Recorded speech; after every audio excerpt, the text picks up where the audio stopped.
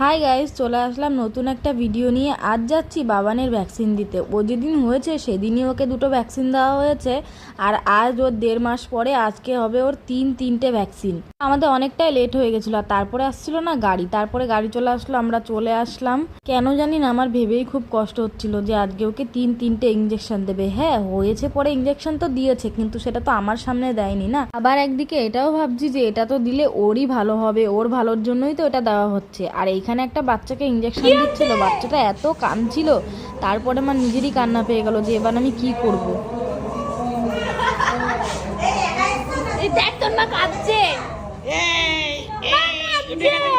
তোমাকে ইনজেকশন দেওয়া হবে, মা আগে কাঁদছে। তারপরে দেখো আমার সোনাটাকে প্রথমে একটা ওষুধ খাওয়ালো, ওষুধটা মনে হয় খুব তিতো ছিল, মুখটা কেমন করছে দেখো। তারপরে একবার ভাবছিলাম যে না আমি এখান থেকে চলে যাই, ও যদি কান্না করে আমি তো সহ্য করতেই পারবো না।